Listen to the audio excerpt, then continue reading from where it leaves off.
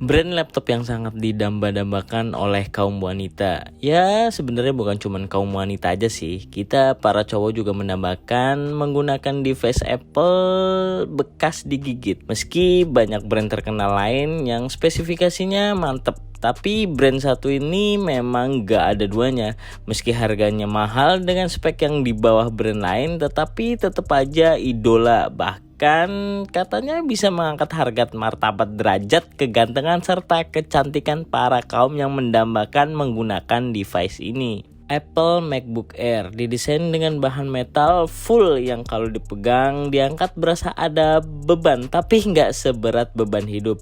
Menurut gue desainnya simple, tipis, elegan, mewah. Bahkan kalau misal ngadu ama kunci, paling bodinya cuman meleot doang. Pasti lu tahu kalau masalah port pada MacBook itu nggak banyak. Contohnya di samping kiri cuma ada 2 Thunderbolt 3 USB-C yang bisa lu pakai buat charging, transfer data dengan speed yang kencang, dan di sebelah kanan cuma ada port jack audio 3,5 mm.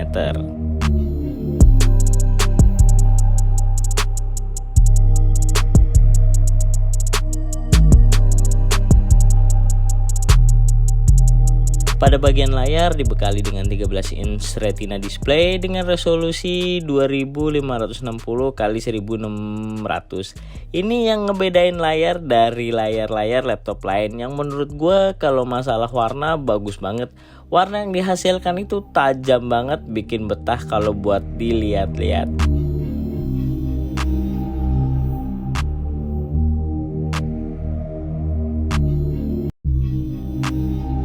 Di bagian belakang polos, bersih, nggak ada intake udara, nggak ada lubang apapun, jadi polos aja gitu, cuman ada rubber aja.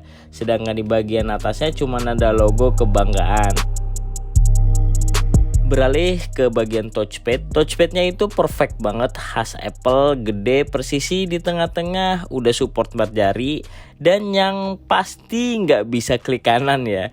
Kalau mau klik kanan harus bareng pencet kontrol baru bisa klik kanan. Keyboardnya juga empuk dengan desain idola gue, kotak kubus. Feelnya kalau buat ngetik rasanya kayak melengkung ke dalam gitu menurut gue, tapi enak sumpah, perfect pokoknya.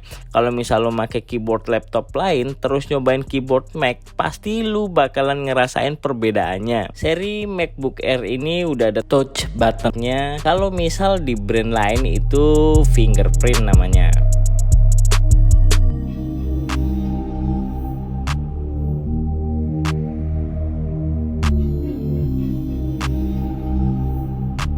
Untuk spesifikasinya pakai prosesor Intel i5 1,6 GHz dual core, karena ini seri MacBook 2019.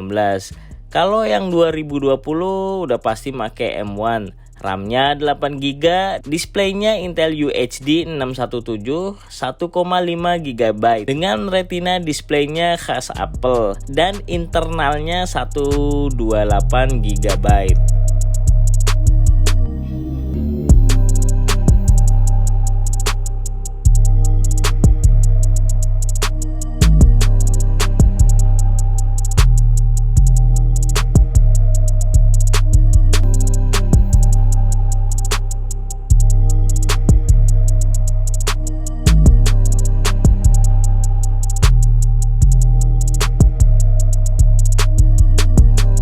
Gue coba tes pakai Cinebench R20 dengan satu kali run, single core-nya dapat 275 poin, multi core-nya dapat 513 poin. Gue juga coba tes 3D editing dengan Blender template BMW, skor render dengan CPU didapat 28 menit 53 detik.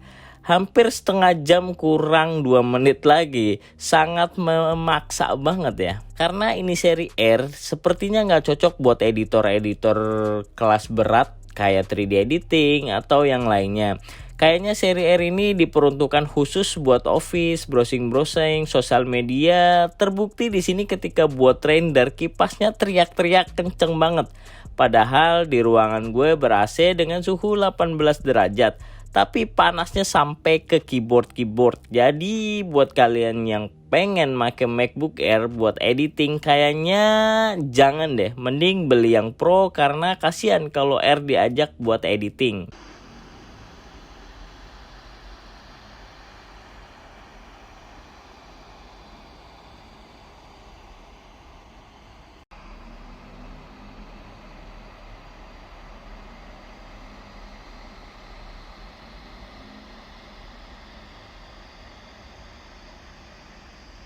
Emang dari dulu apapun desainnya Apple bakalan ditiru sama brand lain. Contohnya speaker ini. Di Mac speakernya ada di atas samping keyboard. Dan kalau kalian lihat di brand Lenovo seri Diapad itu juga speakernya sama, ada di atas samping kanan kiri keyboardnya. Meskipun desainnya banyak yang niru, tapi kalau kualitas suara Apple itu juaranya sih menurut gue, sumpah. Gue udah dengerin speaker dari Harman Kardon dan brand lain seperti Dolby Atmos atau speaker lain, tapi speaker dari Apple, entah itu MacBook, iMac, iPhone, dan kawan-kawannya, gue akuin speaker Apple di kuping gue itu cocok banget. Sumpah suaranya, pokoknya audionya itu enak banget di kuping.